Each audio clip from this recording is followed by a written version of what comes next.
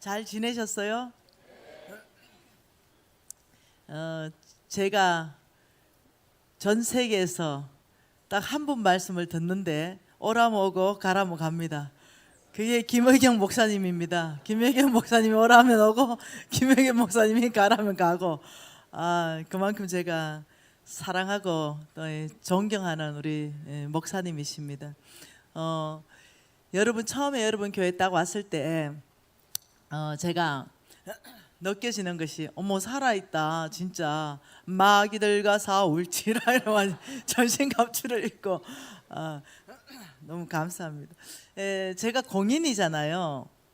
이 공인이다 보니까 많은 분들이 묻는 질문들이 굉장히 많아요. 당신의 생각은 어떠합니까? 당신은 지금 이 사태 여당입니까? 야당입니까? 당신은 좌파입니까? 우파입니까? 막 물어요. 그래서 내가 막 웃으면서 무슨 파 같냐? 내가 이래 이제 묻고 이렇게 합니다. 무슨 파 같아요? 그렇죠. 예수파. 그래서 제가 웃으면서 저는 하나님 말씀 기준점에 잘하면 야당이든 여당이든 잘한다고 응원하는 사람이고, 못하면 야당이든 여당이든 못한다고 말하는 사람이다. 나는 기준이 성경이다 이렇게 말했습니다. 그리고 실질적으로 부끄럽지 않게 그래 살았습니다. 때로는 너무 이 당에 실망해서 저 당을 대통령으로 찍어준 적도 있고, 또 찍어줘 보니 그물에 그 밥이더라 이렇게 해서 또 이 당도 찍어준 적도 있고 이렇습니다. 저는요 어떤 이 정치 얘기하는 걸 조심합니다. 그 이유는 우리 컬러가 다양하기 때문입니다. 그런데 이 정치 얘기를 하는 부분에 있어 가지고 정말 주의 심장으로 성경 안에서부터 바르지 않을 때는 제가 막 목소리를 냅니다. 이거는 바르지 않습니다. 이거는 바릅니다. 이렇게 기준점이 명확하게 성경이면 되는 거죠. 네. 그래서 우리가 이 지금 정치 상황이 너무나 위급하고 시급하니까 지금 이제 여러분 교회는 이제 간절히 기도하고 이런 모습이 참 너무 좋습니다. 네. 7월 달에 남미 갔다 왔습니다. 남미. 근데 이게 마이크 잘 들리나요? 네, 이 남미의 그 더운 나라잖아요. 그게 한 2주간 갔다 왔어요. 그리고 8월 달에는 케냐를 2주간 갔다 왔어요. 그리고 9월 달에는 이스라엘을 2주간 갔다 왔어요. 그래서 제가 이렇게 생각하니까 왜 이렇게 여름이 기냐? 이게 네, 너무 여름을 다닌 거죠. 나 생각에 여름을 한 6개월 이상 보낸 것 같은 거죠. 그래서 좀 있으면 이제 영국 갑니다. 좀 있으면 또 일본 가고 이러면서 좀 있으면 시드니 가요. 12월 달. 다 여름이거든요. 네, 여기 겨울이니까. 그 1월 달이면 또 페루 가요. 그러니까 1년을 다 여름만 다니는 거죠. 그래서 여름이 왜 이렇게 기냐 이제 이렇게 하고 있는 거예요. 여러분 그 중에서도 이스라엘 갔다 온 것이 너무 좋아서 사진 몇 컷을 가져왔는데 아마 오늘은 뭔가 이게 연결이 잘 안 되나 봐요. 그래서 연결하면 내일 사진 몇 컷을 보여드릴게요. 저도 우리 사랑하고 존경하는 우리 김의경 목사님만큼이나 대한민국을 사랑합니다. 그래서 아버지, 제 마음이 어렵습니다. 왜 이렇습니까 이 나라가. 네, 이러니까 주님께서 내 마음은 어떻겠냐? 뭐 이런 마음이 쑥 드는 거죠. 네 마음이 어려우면 내 마음은 어떻겠냐? 그래서 내가 아버지 마음은 어떤데요? 이제 이렇게 하면서 그때 주님께서 저에게 말씀 한 구절을 기억나게 하셨습니다. 그것이 에스겔서 말씀입니다. 에스겔서 22장 말씀을 기억나게 하셨습니다. 에스겔서 22장 25절 한 절 말씀 같이 읽겠습니다. 그 가운데서 선지자들의 반역함이 우는 사자가 음식물을 움킨 같았도다. 그들이 사람의 영혼을 삼켰으며 재산과 보물을 탈취하며 과부를 그 가운데 많게 하였으며. 25절을 통해서 하나님께서 저에게 야, 선지자들의 죄가 크다 이렇게 말씀하셨어요. 특히 이 선지자들의 죄는 재산과 관계, 재물과 관계 있는 죄입니다. 그래서 가난한 자를 압제하고 과부들을 그 가운데 고통스럽게 하고 어떤 이 선지자들의 죄에 대해서 말씀하셨습니다. 26절 한 절 읽겠습니다. 그 제사장들은 내 율법을 범하였으며 나의 성물을 더럽혔으며 거룩한 것과 속된 것을 구별하지 아니하였으며 부정한과 정한 것을 사람이 구별하지 아니하였으며 그의 눈을 가리어 나의 안식일을 보지 아니하였으므로 내가 그들 가운데서 더럽힘을 받았느니라. 제사장들의 죄에 대해서 말했습니다. 이 거룩함이 무너진 것에 대해서 하나님께서 엄격하게 말씀하셨어요. 그러면서 주님께서 내가 그 가운데서 더럽힘을 받았다 이렇게 말씀하셨어요. 심각한 제사장들의 죄. 27절 같이 있습니다. 그 가운데서 그 고관들은 음식물을 삼키는 일이 같아서 불의한 이익을 얻으려고 피를 흘려 영혼을 멸하려거든. 고관들을 말합니다. 이것은 높은 위치의 사람들을 말합니다. 오늘날로 말하면 대통령을 비롯해서 국회의원을 비롯해서 높은 위치에 있는 모든 사람을 말하는 거예요. 그런 높은 위치에 있는 그 고관들은 음식물을 삼키는 일이 같고 불의한 이익을 얻으려고 피를 흘린다. 지금 오늘날 정세 여러분 보시면 동일하지 않습니까? 28절 한번 읽겠습니다. 그 선지자들이 그들을 위하여 회칠하고 스스로 허탄한 이상을 보며 거짓 복수를 행하며 여호와가 말하지 아니하였어도 주 여호와께서 이같이 말씀하셨느니라 하였으며 영적 지도자들의 죄를 말합니다. 이 영적 지도자들의 죄가 영적으로 타락했다 이 말입니다. 하나님께서 말씀하지 않았는 것도 하나님을 빙자해서 말씀했다라고 말하는 이 영적 지도자들의 타락을 말하는 거죠. 자, 첫 번째 선지자들의 죄, 두 번째 제사장들의 죄, 세 번째 높은 위치에 있는 고관들의 죄, 그리고 또 네 번째 이런 영적 지도자의 죄. 이래 되니 나라가 어떻게 되겠어요? 백성들이 어떻게 되겠습니까? 29절에 뭐라고요? 이 땅의 백성은 포악하고 강탈을 일삼고 가난하고 궁핍한 자를 압제하고 나그네를 부당하게 학대하였다. 이 보통 일이 아닌 거죠. 이것이 지금 뭐라고 말하냐면 이제는 백성들의 죄를 말한다 이렇게 말하는 거죠. 이것을 한마디로 말한다면 총체적인 죄다 이 말이에요. 지금 이 총체적인 죄 앞에서 이 전체 다 보면요 재물과 깊은 연관선이 있습니다. 이 죄는 이 재물과 죄하고 이 깊은 이 연관선을 가지고 이 말씀하고 있는데 이때 도대체 우리 하나님은 무엇을 하시는가? 우리 하나님은 공의로우신 하나님이십니다. 공의는 불의를 심판하시는 이 부분에 있어서 용납하지 않으십니다. 우리 하나님의 이 보호자의 기초는 공의입니다. 우리 하나님 성품이지요. 그런데 우리 하나님의 성품 중에 그 보호자를 다 덮어버리는 것이 긍휼함이 있습니다. 그 죄를 또 용서하시고 또 하나님께서 새로운 기회를 주시는 또 그 하나님임을 우리가 양쪽 균형을 같이 봐야 됩니다. 이때 이 공의의 하나님의 이 심판을 피하려면 어떻게 해야 되는가? 그 전략들을 하나님께서 말씀하시는데 이렇게 말씀하십니다. 30절에 제가 읽겠습니다.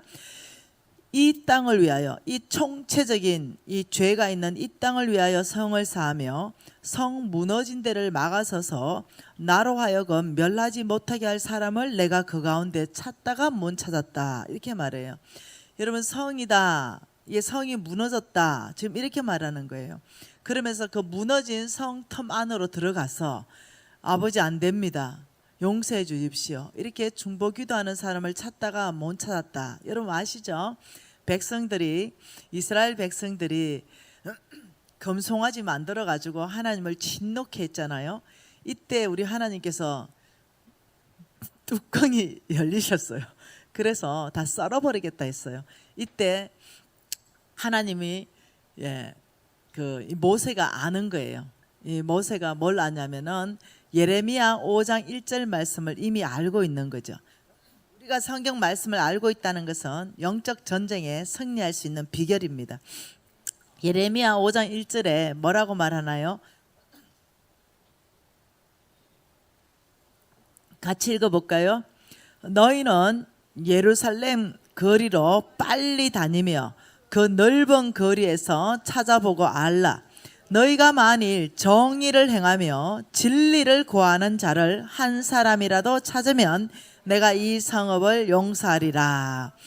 한 사람이 정의를 구하고 진리를 구하면, 이 말은 정의롭게 살고 진리 가운데 산다 이 말입니다. 입으로 구하는 게 아니라 너희들은 먼저 행하고 가르치라. 이 사람은 악에서 떠났고 하나님의 방법대로 정의로운 삶을 살며 하나님의 방법대로 진리대로 사는 사람, 이 사람의 이 의인의 기도를 내가 듣고 용서하겠다, 지금 이 말이거든요. 여러분, 하나님께서 역사하실 때는 악에서 떠나고 회개하고 돌이키고 불의한 것들을 고쳐야 되는 거예요. 이게 지금 우리나라에서 안 된다는 거예요. 여전히 악하고 여전히 숨기고 여전히 불법 가운데 행하는 그런 어떤 기관이나 단체나 사람이 그걸 또 다시 개혁을 한다, 고친다 이러니까 이게 일어날 수 없는 일이라는 거예요. 이해되시나요? 너무 마음이 아픈 거죠. 이거는 여당 야당을 다 떠나서 얘기하는 거예요. 너무너무 마음이 아픈 현실인 거죠. 그러면서 하나님께서 이런 총체적인 죄 앞에 내가 너희들을 살 수 있는 전략을 주겠다. 선지자들이 죄를 짓고 제사장들이 죄를 짓고 그 높은 위치에 있는 나라의 고관들이 죄를 짓고 영적 지도자들이 죄를 짓고, 여러분 아세요? 여러분 교회만큼은 진짜 아니라고 확신합니다. 제가 김의경 목사님을 좀 알거든요. 그런데 교회의 정치가 사회의 정치로 그대로 반영됩니다. 사회의 정치의 수준은 교회의 정치의 수준을 절대로 넘어갈 수 없습니다.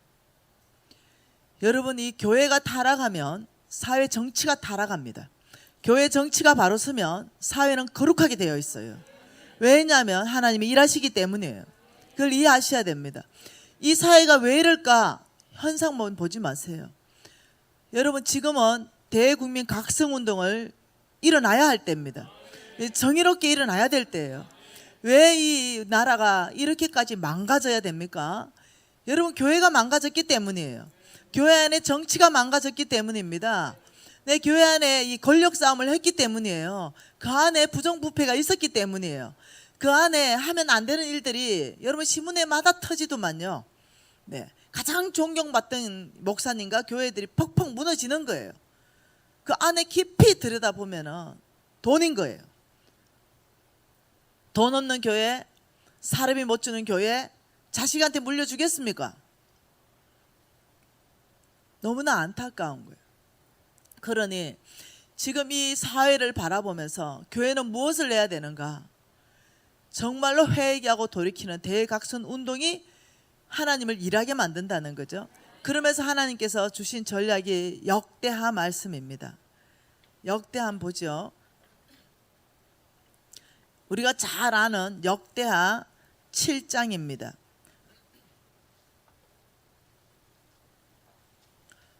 역대하 7장 13절 한 절 말씀 같이 한번 읽어볼게요. 역대하 7장 13절입니다. 혹 내가 하늘을 닫고 비를 내리지 아니하거나 혹 메뚜기들에게 토산을 먹게 하거나 혹 전염병이 내 백성 가운데 유행하게 될 때에 뭐가요? 자연재해를 포함한 하나님의 심판을 얘기하는 거예요. 내가라고 말했습니다. 하나님이 내가 하늘을 닫아버리겠다. 그리고 비를 내리지 아니하겠다. 이 말은 뭐냐면요, 굉장히 경제적 결핍을 말하는 거예요.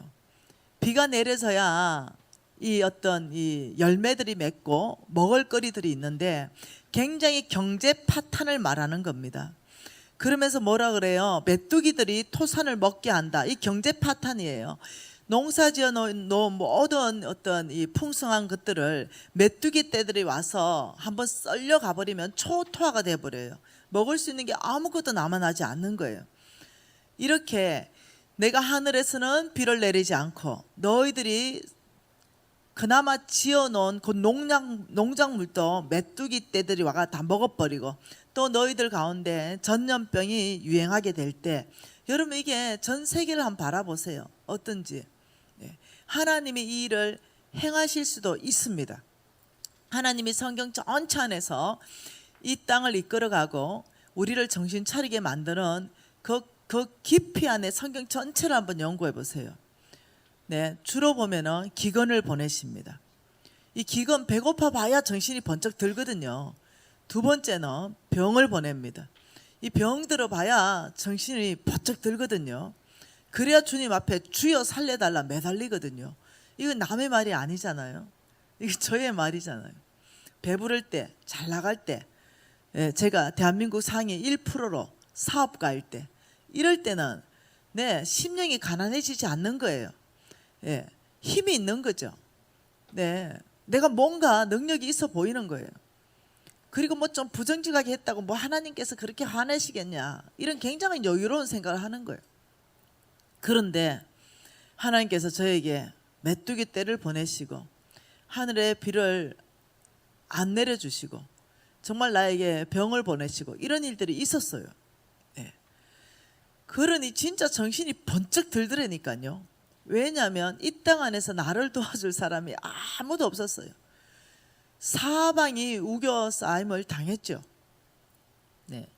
여러분 혹시 우리나라가 지금 이때 아닌가요?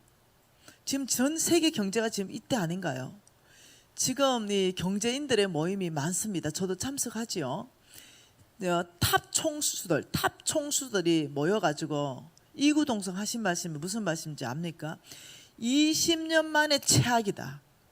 20년 만에. 이것이 앞으로 30년 장기 불황으로 갈 수 있을 것 같다. 이것이 빨리 헤어나오지 못할 것 같다. 이러면서 지금 초비상 대책으로 지금 다 들어갔어요. 지금 이게 보통 일이 아닌 거예요. 이때 하나님께서 14절에 뭐라고 말씀하십니까?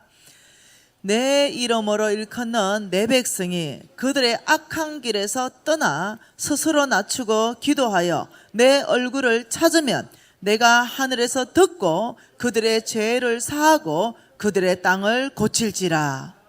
전략인 거예요. 첫째, 내 이름으로 일컫는 내 백성이 기도해야 된다. 그러면서 우리는 여기에 해당하는 사람들이잖아요. 그리고 말씀하시길 너희들이 먼저 악한 길에서 떠나라.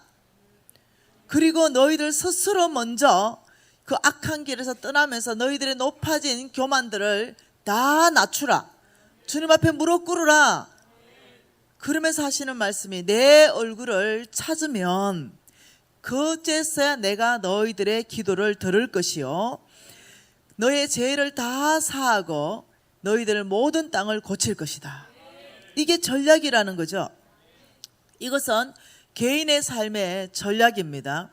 여러분 이제 영적 전쟁과 언약 경제라는 것에 대해서 내가 왔다 갔다 하면서 여러분에게 말씀을 나눌 거예요. 여러분 안에서 잘 정리하셔야 됩니다. 이게 왜 이렇게 돈하고 깊은 결부가 있는가? 여러분 오늘 문제 터진 거, 이번 정권에서 문제 터진 거, 지난 정권에서 터진 거 다 돈 아닙니까? 다 특권의식 아니에요? 겉으로는 평등을 외쳤지만 뒤에서는 불법을 다 자행한 거 아니에요? 겉으로는 동일한 기회를 줘야 된다 했지만은 뒤로 파보니까 아주 불평등한 기회를 스스로 만들어냈지 않았나요? 이런 부분 전체 안에서 제가 말씀하는 건 이겁니다. 이때 우리가 야당 편을 들지 말라는 거예요. 여당 편도 들지 말라는 거예요. 어느 편에 서는 것이 아니라 무엇이 바른 길인가 성경 안에서부터 찾고 예, 정말 주님 안에서부터 주님이 어떤 분인가 먼저 바라보고 시작하고, 이 주님에 대해서 우리가, 예, 주님이 지금 살아계신다, 하나님께서 지금 이 땅을 통치하신다, 이 부분에 대해서 더 먼저 생각을 해야 된다는 거예요. 여러분, 다니엘서에서 한 번 더 봐보죠. 다니엘서입니다. 다니엘서에서 주님이 어떤 분인가 그냥 잠깐 만 읽어봐도 우리가 충분히 알 수 있습니다. 단서가 있죠. 다니엘서 2장이네요. 다니엘서 2장 21절 한번 읽어볼까요? 그는 때와 계절을 바꾸시며 왕들을 폐하시고 왕들을 세우시며 지혜자에게 지혜를 주시고 총명한 자에게 지식을 주시는도다. 그는 누굽니까?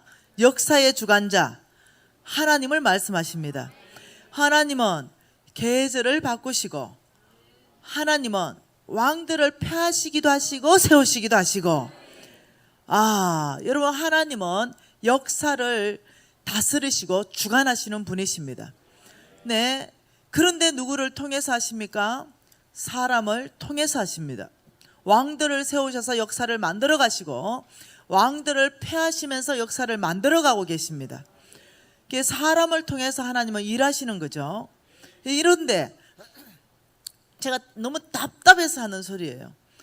대한민국, 저는 대학 다닐 때 저는 불의에 참지 않았습니다. 불의는 불의합니다 라고 말했어요. 저는 대학 다닐 때 불법을 참지 않았습니다. 왜냐하면 그게 청년의 특징이기 때문이에요. 불법을 저는 불법입니다 라고 말했어요. 저는 대학 총장님한테도 말했고 학과장님한테도 말했고 동료들한테도 말했습니다. 저는 여당과 야당을 편드는 게 아니에요. 이것은 지금 불법입니다. 이거는 공의롭지 못해요. 이거는 정의롭지 못합니다 라고 말을 했어요. 그런데 내가 화가 나는 것은 지금 대학생들, 청년들은 다 죽었는가? 어찌 이리 잠잠한가? 불의가 판치는데 불의라고 말하지 않는가? 불법이 판치는데 어찌 불법이 판친다고 말하지 않는가?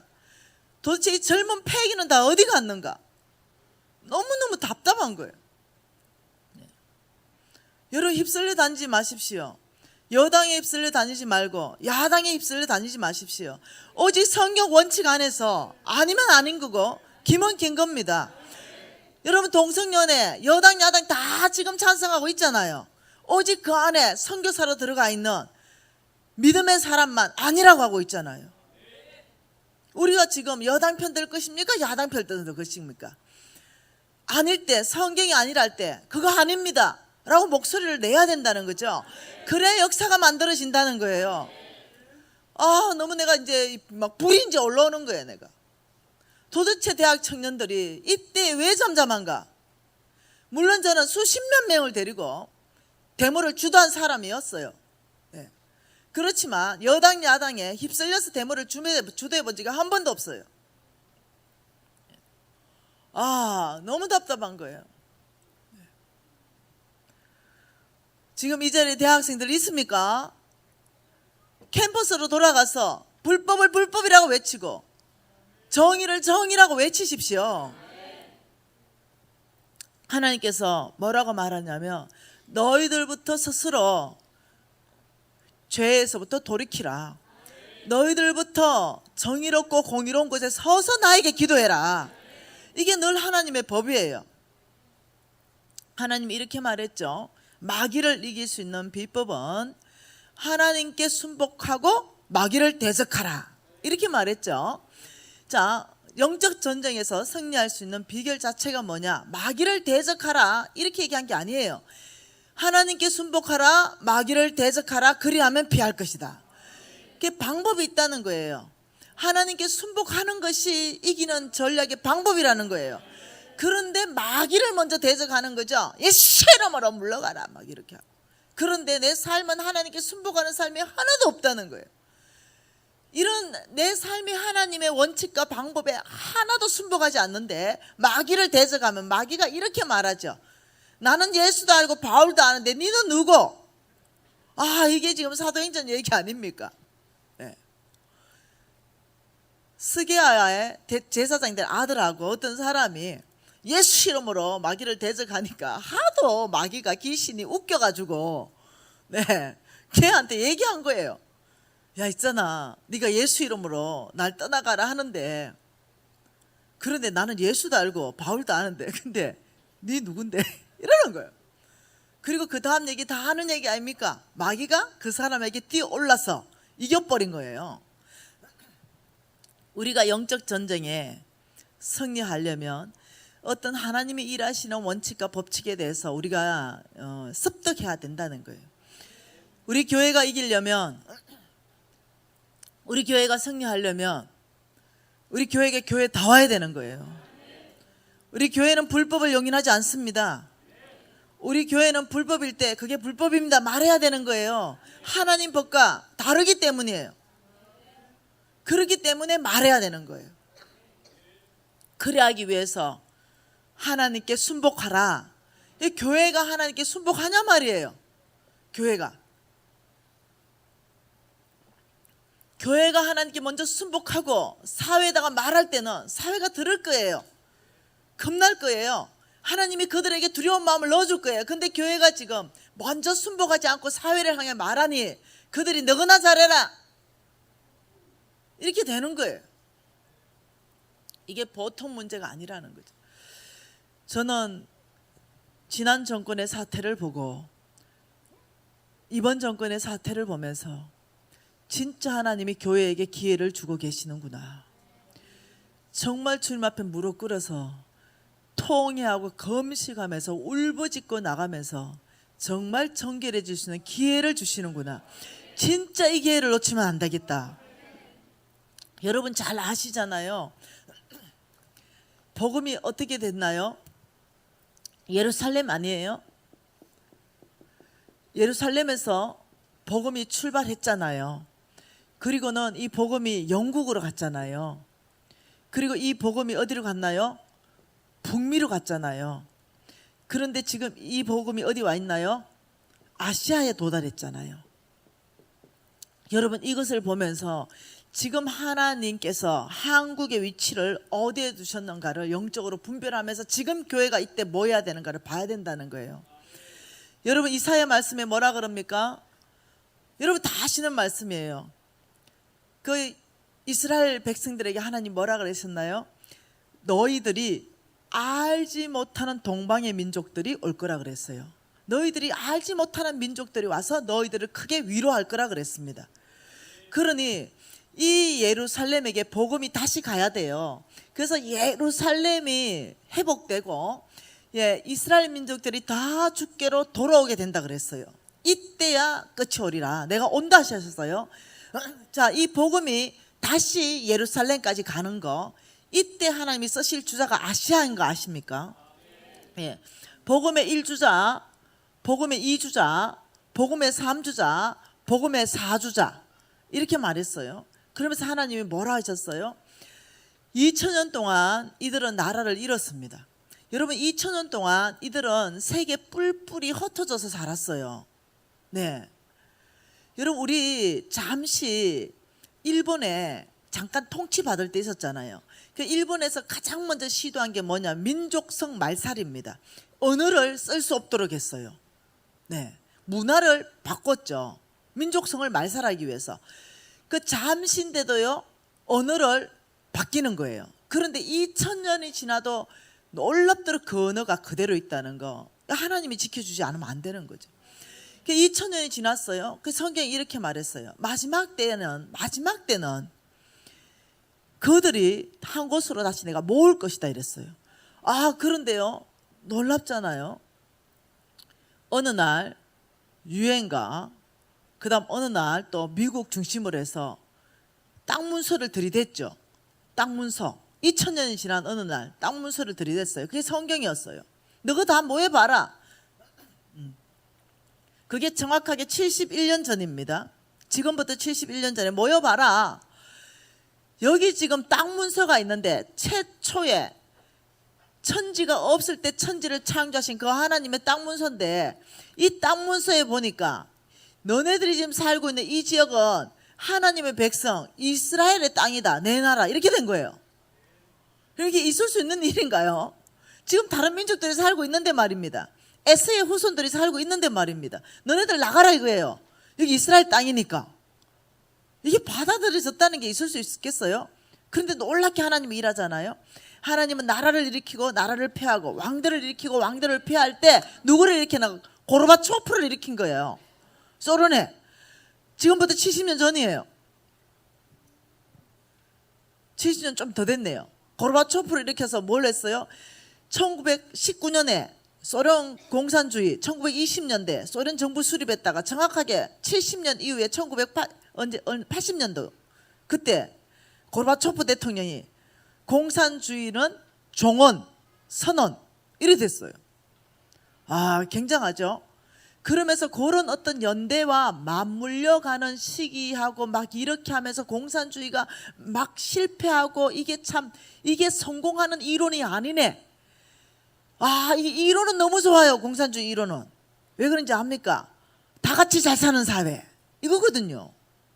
근데 이 이론은 절대로 되지 않아요. 중국 실패했잖아요.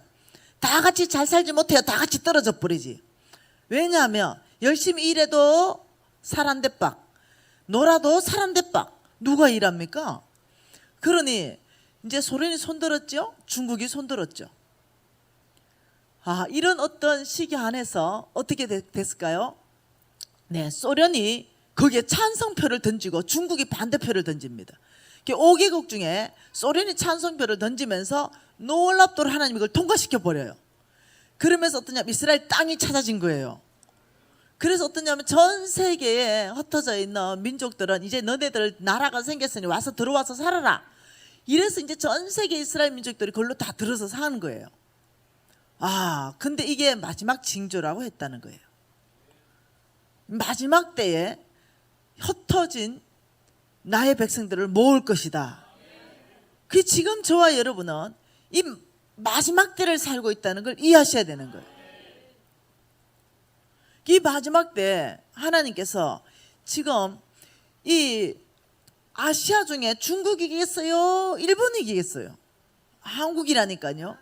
이 마지막 때에 하나님은 한국 안에 제일 먼저 무엇을 할 것 같아요? 영국이 복음의 이주자를 뛸 때 하나님은 해가 지지 않는 영국으로 만드셨습니다. 복음의 3주자로 북미가 뛸 때도 마찬가지입니다.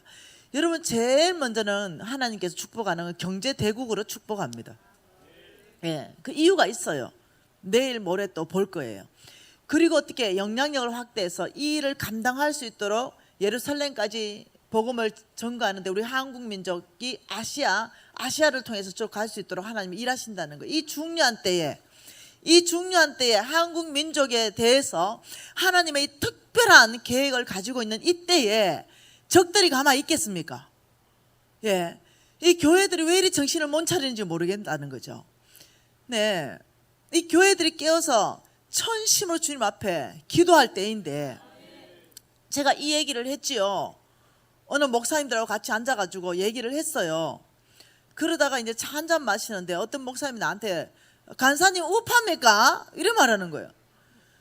그 내가 왜 그런 말씀하세요 목사님께? 나는 뼛속까지 좌파입니다 이러는 거예요. 그 교회가 꽤 큰 교회예요. 그 내가 아니 왜 좌파입니까? 내가 이랬죠. 저는 좌파도 우파도 아닙니다. 예수파입니다. 내가 이랬어요. 왜 좌파 우파 하면서 편가르기를 왜 합니까? 내가 오직 하나님의 법대로 나라가 가야 되기 때문에 지금 법대로 안 가기 때문에 말하는 거예요. 내가 이렇게 얘기했어요. 법대로 가면 얼마나 좋냐고. 지난 정권도 법대로 안 갔지 않냐고. 뭐 우파라고 법대로 가고 좌파라고 법대로 가고 이러지 않았냐고. 아, 그러면서 제가 이제 화를 냈죠. 이 목사님이 나한테 화를 버럭 내더라고. 아, 여러분 교육계를 장악이 끝나버리니까 이제 종교계까지요. 보통 일이 아니에요. 보통 일이 아니에요. 지금 이때에 왜 적들이 설치지 않겠냐는 거죠. 네. 여러분 한번 보십시다. 예, 우리가 지금 이 언약 경제 이러면 엄청난 하나님의 축복이 지금 이 대한민국 안에 쏟아진다는 예언은 성경 전체 안에 있고, 근데 기도하는 사람마다 이게 지금 벗고 있어요. 이럴 때 지금 뭐가 문제인지 한번 봐보십시다. 우리가 어떻게 해야 되는지 에베소서 말씀 한번 봐볼까요? 에베소서 6장 12절 말씀이죠. 여러분 다 외우시는 말씀이에요. 6장 12절 말씀. 에베소서 6장 12절 한 절 말씀 같이 읽겠습니다. 우리의 실험은 혈과 육을 상대하는 것이 아니요 통치자들과 건세들과 어둠의 세상 주관자들과 하늘에 있는 악의 영에 대해서다. 우리의 싸움의 대상에 대해서 말하고 있어요. 뭐라고 말해요? 혈과 육이 아니다. 혈과 육. 우리의 싸움의 대상은 예를 든다면 어떤 대통령이 잘못했다 이러면 대통령이 우리의 싸움의 대상이 아니라는 거예요. 어떤 국회의원이 잘못했다 이러면 그 국회의원이 우리가 싸우는 대상이 아니라는 거예요. 그 대통령 뒤에 잡고 있는 악한 영이 있다는 거예요. 그 국회의원 뒤에 잡고 있는 악한 영이 있다는 거예요. 그래서 이번 기회에 그걸 공부할 수 있으면 어떤 악한 영이 대통령을 잡을 수 있고 어떤 악한 영이 그런 국회의원들을 장관들을 잡을 수 있는가 성경 안에서 보고 싶은 거죠. 그러면서 그런 혈과 육 사람을 상대하는 것이 아니라 그런 악한 영에 대해서 우리가 싸우는 것이다 이렇게 말하는 거예요. 네. 여러분 이렇게 얘기했죠. 우리 예수님께서 내가 이제 곧 죽을 것이다. 그리고 사흘 후에 내가 다시 살아날 것이다. 이렇게 얘기했어요. 그러니까 또 예수님을 너무 사랑하는 베드로가 주님 절대로 그런 일이 일어나면 안 된다 이러니까 예수님 뭐라 그랬어요? 사탄아 내 뒤로 물러가라. 그게 베드로에게 사탄이 들어갔다는 얘기가 아니에요. 베드로가 완전 사탄에 잡혔다는 얘기가 아니에요. 그 순간 베드로 뒤에서 그 베드로의 생각을 조종하는 그 영을 향해서 대적하신 거예요. 베드로를 대적한 게 아니라. 다시 말하면 오늘 이 말씀은 이 말씀 속에서 우리가 중요하게 깨닫는 게 뭐냐면 자기의 적 사탄 마귀라고 하죠. 나의 적과 나의 적이 누구인지를 명확하게 우리가 알아야만 승리할 수 있고, 그 다음 이 사탄 이 마귀의 어떤 이 성격들 어떤 이것들을 알아야 되는 거죠. 전쟁의 성격을 알아야 되는 거예요. 자기의 적을 아는 것, 우리가 영적 전쟁하는 그 성격을 파악하는 것, 이것은 굉장히 중요해요. 옛날 성경 버전의 험점역에는 이렇게 해놨습니다. 우리의 실험은 이렇게 말하면서 지금은 이렇게 하죠. 우리의 실험은 우리의 싸움은 이걸 똑같이 썼습니다. 어느 성경을 읽어보면 우리의 싸움은 이렇게 돼 있고 어떤 성경을 읽어보면 우리의 실험은 이렇게 돼 있어요. 여러분 실험 알죠? 실험. 이만기 선수 실험. 네, 실험. 네. 그때 여러분 이거하고 비슷한 게 뭐겠어요? 유도. 이렇게 비슷하죠. 다른 스포츠 경기가 좀 달라요. 여러분 왜 우리가 막 이 실험을 보고 유도를 볼 때 손에 땀이 시나요? 0.1초도 한눈 파면 업어치기 한 판 나게요. 그래서 이 싸움은요 0.1초도 한눈 팔 수 없어요. 한판 승이기 때문에. 그렇기 때문에 이 실험 아니면 유도 이럴 때는 그 어떤 게임 안에서는요 한눈을 절대로 파면 안 돼요. 머리에 1초도 딴 생각이 들어오면 안 돼요. 오직 적하고의 나하고의 밀리느냐 먹히느냐 승리하느냐 죽느냐 이 싸움이에요. 근데 이 영적 전쟁에 있어서 놀랍도록 여기에 비유하고 있다는 거죠.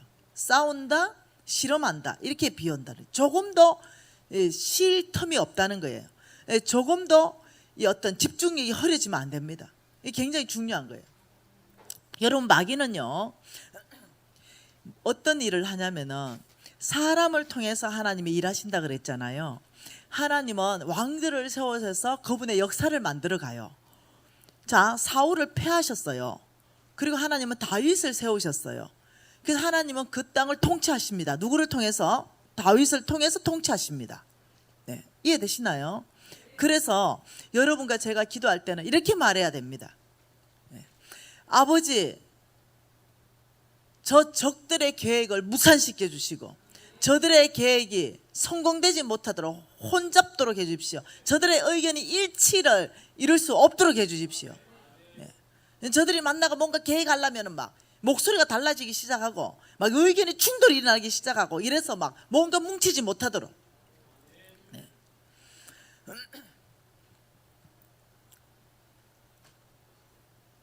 마귀는 하나님이 사람을 통해서 일한다는 걸 알고 있어요. 그래서 마귀가 하는 주 역할이 뭐냐면은 이 하나님을 통해서 일하는 그 하나님의 일을 방해하는 거예요. 해방 놓는 거예요. 이것이 뭐냐? 마귀가 하는 일이고 그 일에 마귀는 1초도 쉬지 않습니다. 그래서 저와 여러분이 하나님께 지금 쓰임 받고 있잖아요. 어느 영역이든. 가정 안에서 주부로 가족을 잘 섬기는 것도 여러분 아름다운 가정의 모델은 하나님이 주신 거예요. 그것도 내가 쓰임 받고 있는 거예요. 예, 어느 영역이든 우리 모두는 하나님께 쓰임 받고 있어요. 하나님의 예수 그리스도의 아름다운 성품을 나로부터 드러나게 하는 거, 그 쓰임 받고 있는 거예요. 예를 들면 용납하기를 좋아하고 이해하기를 좋아하고 용서하기를 좋아하면 다른 사람이 나를 통해서 예수 믿는 사람은 성품이 다르네, 이거 쓰임 받고 있는 거예요. 뭔 말 이해돼요? 그런데 이런 일을 못하게 한다는 거예요. 마귀는 끊임없이 하나님의 일을 회방하고 방해하는 데 있어 가지고 쉬지 않는다는 거, 이게 참 놀라운 거죠. 자, 여러분 우리가 2019년 1월 1일 때를 기억합니까? 12월 31일 이 마지막이 지나면서 종소리가 나면서 우리가 야호 축제를 벌리면서 새로운 한 해를 우리가 시작했던 것 기억나지요? 그때 우리가 막 다짐하잖아요. 어떤 다짐합니까? 반드시 올해는 11조 하리라. 두 번째, 올해는 반드시 성경을 하루에 10장씩 읽어서 삼독을 마치리라. 세 번째, 나는 반드시 시간을 따로 떼어서 1시간은 깊이 하나님 앞에 나아가서 기도하리라. 그 다음은 교회 봉사도 열심히 하리라. 마귀가 다 듣고 있죠. 나의 하나님도 듣고 계시죠. 그런데 1월 1일이 지나고 참 2월달이 채 되기도 지내. 우리가 가장 강할 때가 언제냐면 12월 31일부터 1월 1일입니다. 우리는 강해집니다. 우리는 굉장히 진지해지죠. 우리는 그 헌신자가 되는 거예요. 마귀가 다 이제 우리가 너무 강해졌기 때문에 한 발 후퇴해 있습니다. 그리고 이 마귀는 우리의 결심이 2월이 채 되기도 전에 약해질 거라는 걸 알고 있는 거예요. 기다리는 거죠. 우리가 강할 때는 한 발을 살 뺐다가 기다리는 거죠. 2월이 되기 전에 뭔 일이 있었어요. 그 현신, 그 결심 희미하게 잊어지고 느슨해질 때 갑자기 뭐 목사님이나 혹은 영적 지도자 장로님이나 권사님이나 자기 보고 한 말도 아닌데 괜히 상처받았어. 그래서 나는 더 이상 이제 교회 일 못하겠네. 1월 1일에 그 강함은 어디 가버렸는지. 나 지도자에게 상처받았잖아. 야, 나 친구한테 상처받았어요. 내가 그렇게 헌신했는데 말이지. 하나님이 나 버리신 것 같아. 하나님이 나 사랑한다는 게 느껴지지 않아. 그래서 난 요즘 내 삶이 혼란스러워. 나 좀 잠깐 쉬어야 되겠어. 난 교회 좀 사역도 좀 내려놔야 되겠어. 난 지금 힘이 필요해. 합당한 것 같습니까? 여러분 그 뒤에 마귀가 기다리고 있었던 거 보이세요? 1월 1일 때 그 강할 때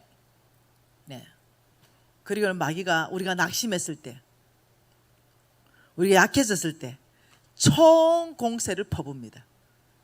아세요? 마귀는 쉬지 않은 거. 우리가 강해 있을 때도 마귀는 쉬지 않았어요. 단 너무 강해 있기 때문에 한 발 딱 물러가 있죠. 틈을 노리는 거죠. 반드시 틈이 올 것이다. 그래서 이렇게 말합니다. 교회는 섭섭 귀신이 제일 많다. 이렇게 많아요. 뭐 가만 섭섭하다. 네. 섭섭하게 하지 않았는데도 섭섭하대. 네. 누가 나한테 그래요. 미진 간사님 때문에 섭섭하대. 그래서 누가 나한테 얘기해줘요. 뭐 간사님, 우리 간사님 중에 하나가 간사님 때문에 섭섭하다고 얘기하는데 어떻게 하면 좋습니까? 나라. 내가 섭섭하게 전혀 하지 않았는데 혼자 그 상처받았는 걸 가서 내가 뭐라 하겠냐. 근데 놔두라. 단지 한마디만 해주라. 약해지면 마귀가 총공세하니 네, 강해지십시오. 이렇게 한마디만 해주라. 네, 별로 저는 이렇게 위로 잘 안 합니다. 네. 단지 마귀의 밥이 되지 말라라고만 얘기해라. 그냥. 네. 제가 아무 말도 안 했거든요. 그런데 내가 입는 옷이 내 몸에 맞는 사람, 내가 이제 플로잉 하는데 몇 사람이 손들었는데 제일 앞에 있는 사람은 그냥 줬어요. 그러니까 못 받은 사람이 섭섭하대. 어떻게 하냐고 그거를.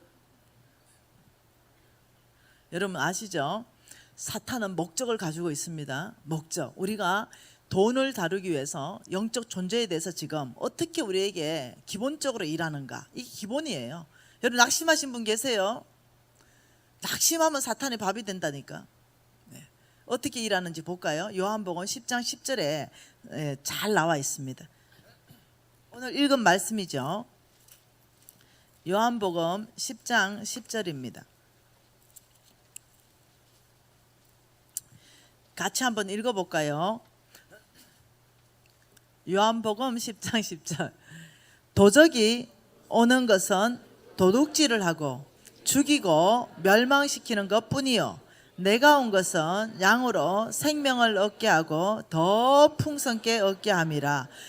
명확하게 마귀, 이 사탄과 우리 예수님이 오신 게 정확하게 반대라고 말하는 거예요. 정확하게 반대. 이렇게 말하죠. 사탄이 오는 것은 이렇게 도적은 사탄을 말합니다. 마귀를 말해요. 적을 말합니다. 이 사탄이 오는 것은 첫째 도둑질하기 위해서 온다. 이렇게 말했어요. 여러분 이해하셔야 돼요. 내 삶에 지금 사탄이 왔는가?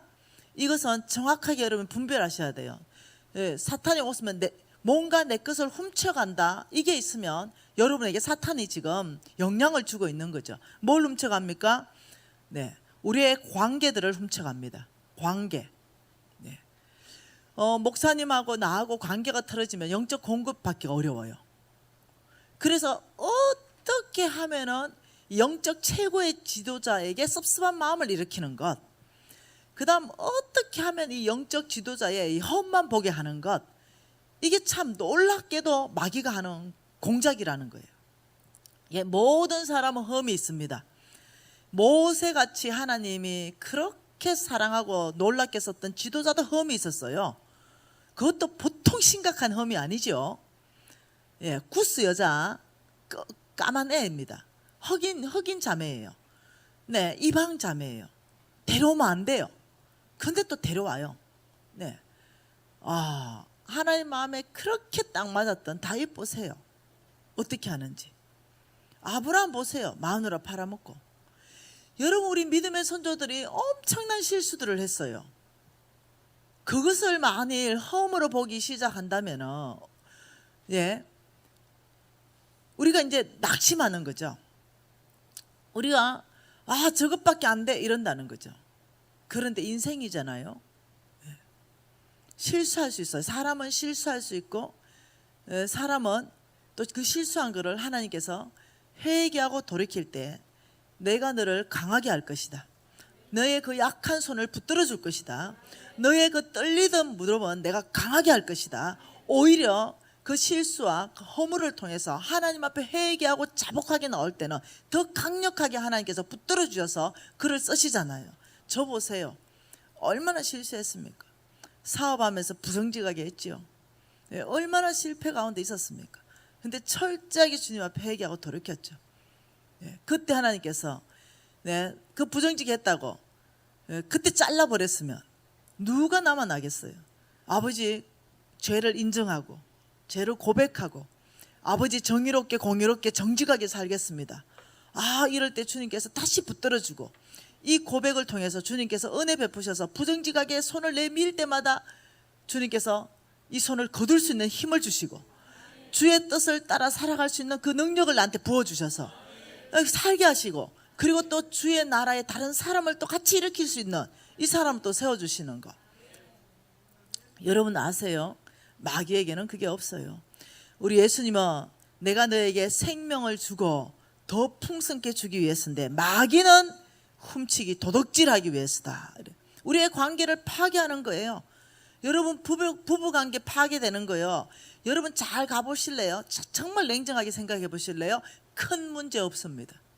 아주 냉정하게 봤을 때요, 정말 냉정하게 이 부부가 헤어져야 될 만큼 뭐 어마어마하게 큰일이 있나 해보면은, 정말 그 안에 내막으로 깊이 들어가 보면은 우리 선조들이 다 했던 죄 그 이상 거는 없어요. 주로 그 안에 다 있어요. 그런데 어떻게 이 마음을 다쳐버리게 해버리는 거죠. 배신감을 느꼈다고 해버리는 거예요. 용서하는 마음을 닫아버리게 만드는 거죠. 우리 하나님은 용서해라, 또 용서해라, 네가 용서를 결정하면 내가 위로부터 용서할 수 있는 힘을 부어줄 것이다. 그런데 그 반대되는 용서할 수 없어. 그것뿐입니까? 죽여버릴 거야. 여기까지 가는 거예요. 그래서 실질적으로 죽여버려요. 오늘 신문에 났대요. 70살 할아버지가 한 명 죽여버렸대요. 신문 봤지요? 식당 일을 하니까 다른 형제들에게 서브를 해야 될 거 아니에요. 그거 보기 싫다고 죽여버렸대요. 여러분 아세요? 이 마귀는 우리의 모든 관계를 도둑질해 갑니다. 여러분 혹시 영적 지도자에게 어려운 마음이 있습니까? 혹시 여러분 장로님이나 권사님에게 어려운 마음이 있으세요? 여러분 빨리 그 부분에 대해서 해결하십시오. 그 부분을 계속 가지고 있으면 거기에 틈이 되어서 마귀가 역사하게 됩니다. 이 마귀는요, 우리의 기쁨을 앗아갑니다. 그게 마귀가 하는 일이에요. 우리의 평화를 훔쳐갑니다. 이게 마귀가 하는 도둑질해 가는 거예요. 도둑질하고 우리의 믿음을 도둑질해 가버리는 거예요. 이게 마귀가 하는 일입니다. 이 마귀는 활동하는 데 있어 가지고 이 마귀가 어떤 마귀의 영이 우리에게 그런 일을 하냐면, 어둠의 악한 주관자, 이런 영들이 그런 일을 하는 거예요. 여러분 이해하십니까? 마귀가 여러분의 비전을 훔쳐가기를 원하는 거 아십니까? 정말 나는 하나님의 뜻을 따라서 이렇게 살고 싶어 라고 하는 게 내 마음의 진심이거든요. 그런데 그걸 훔쳐가기를 원합니다. 하나님이 주신 비전을 훔쳐가고 내 욕심을 넣어주는 거죠. 이렇게 하는 거예요. 그래서 우리가 알아야 되는 거예요. 마귀가 하는 것은 하나님에 대한 소망이 일어나는 거, 이거 훔쳐갑니다. 절망으로 바꿔버리죠. 마귀가 하는 것은 낙심으로 바꿔버려요. 하나님이 뭐라고 그랬습니까? 예레미야 29장 10절 11절에 뭐라고 그랬습니까? 내 생각을 내가 아나니, 너희를 향한 나의 생각을 내가 아나니 평안이요 재앙이 아니니라. 하나님께서, 예수님께서 제자들에게 마지막에 가실 때 이렇게 말했습니다. 제자들을 다 불러놓고, 나 이제 아버지께 간다. 너는 이제 이 땅에서 이제 너희들이 있는데 뭔가 마지막에 갈 때 이렇게 말했죠. 너희들은 온 땅을 다니면서 복음을 또 전파하고 또 이 어떤 하나님 나라를 확장해라, 이 사명을 줬습니다. 그런데 그때 복음을 확장하기 위해서는 돈도 줘야 되고, 이 복음을 확장하기 위해서는 뭐 그 능력과 권세도 줘야 되고, 이 많은 것들이 있을 거예요. 근데 놀라운 말씀하십니다. 세상이 줄 수 없는 평강을 줄 것이다. 놀랍죠? 평강이라는 것은 평강할 수 있는 상황 가운데 평강하고, 평강할 수 없는 상황 가운데 평강하지 않는 것, 이건 그냥 세상의 평강이에요. 그게 아니라 평강하지 없는 그 상황 가운데서도 평강할 수 있는 것, 이걸 뭐라 그러냐면 평상심이라 그래요. 하나님은 이것을 내가 너희들에게 선물 줄 것이다. 왜냐하면 영적 전쟁에 승리하는 비결에 그게 굉장히 중요하거든요. 여러분, 자, 평강이다 이 주제로 어느 나라지요? 캐나다인가 어느 나라에서 미술 대회를 열었잖아요. 평강. 그 미술 대회를 열었더니 많은 이 미술 그림이 이제 고쳐졌어요. 그게 뭐냐면은 막 너무 이 아름다운 이 들판에 어떤 이 집에서 연기가 모락모락 나고 가족들이 앉아서 각 구운 빵을 먹는 모습, 평강하죠. 그리고 너무너무 넓은 초원에 양떼들이 다 풀 뜯어 먹고 목동이 다 누워서 풀피리 부는 모습, 평강하잖아요. 이런 것이 당선되지 않았어요. 어떤 게 당선됐냐면 거의 나야가라 폭포 같은 거 있죠. 엄청나게 세차게 물이 떨어지는 그런 곳에서 뾰족한 바위들이 있는 거예요. 바위, 이 뾰족한 바위가 내렸는데 그 밑에는 낙차가 어마어마한 거예요. 그 뾰족한 바위에 거기에 새의 둥지가 하나 있는 거죠.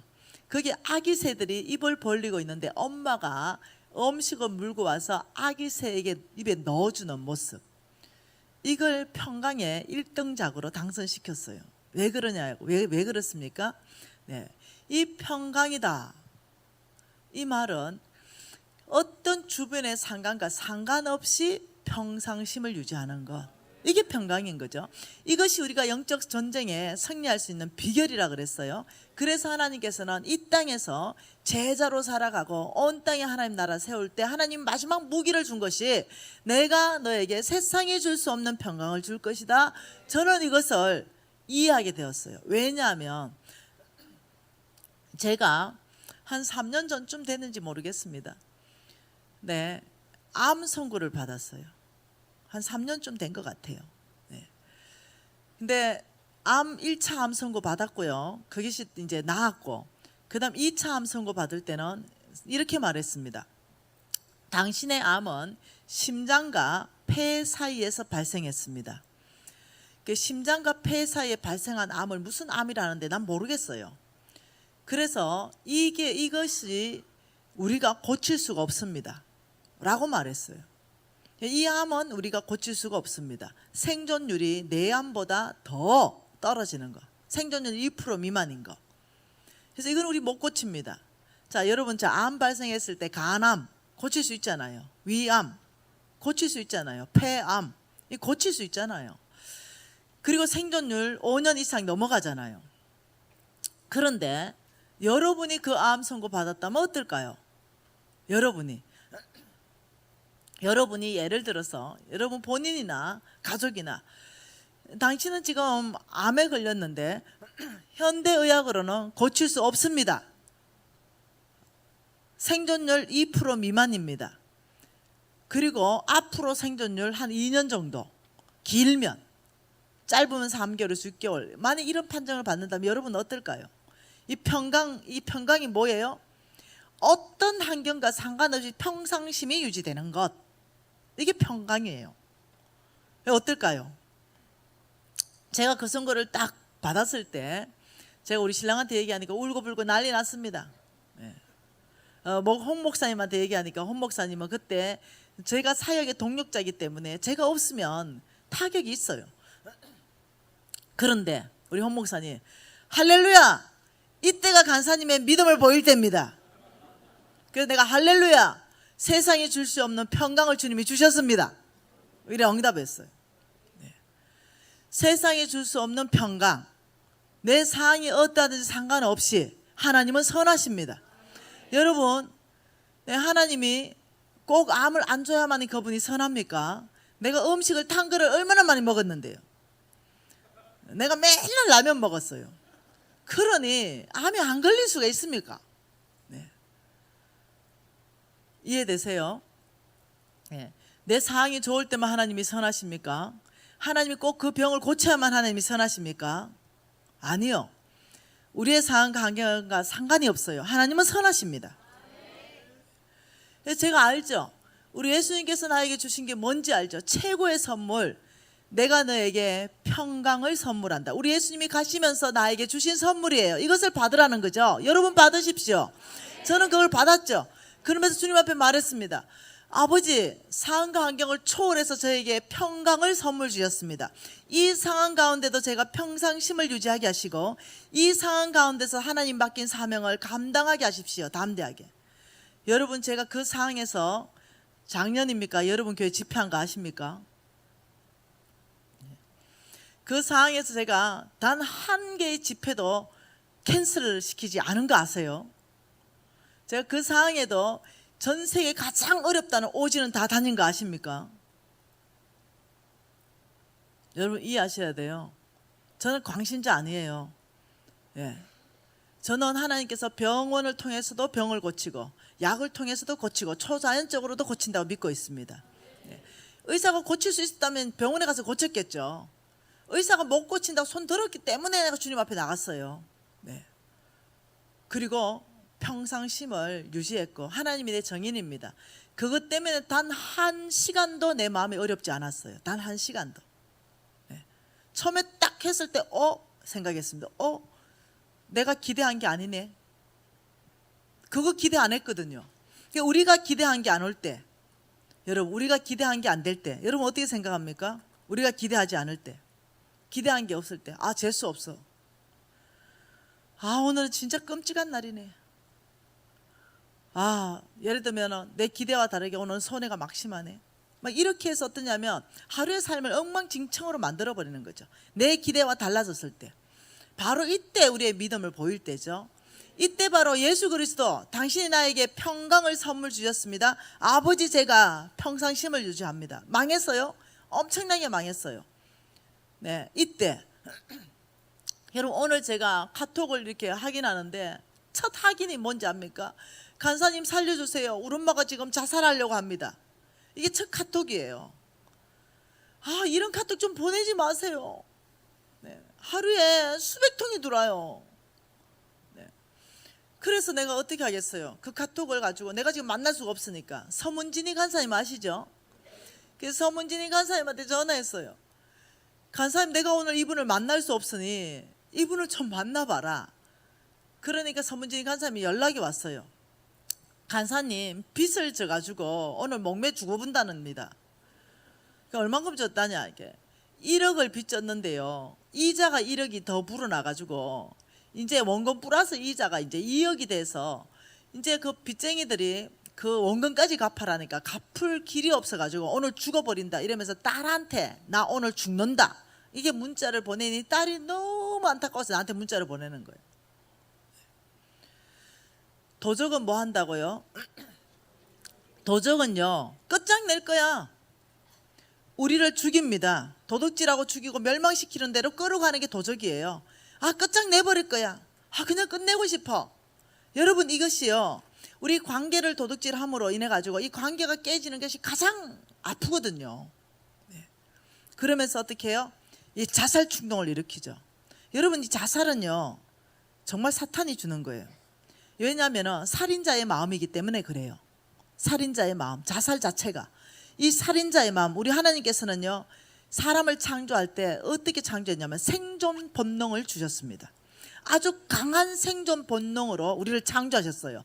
그래서 아주 강한 생존 본능으로 창조하셨는데 그 반대되는 이 살인자의 어떤 이 마음, 이것이 사탄의 역사라는 거예요. 자살은 안 되는 거예요. 이 사단이 장악되면은 그렇게 끝장내버릴 거야. 왜?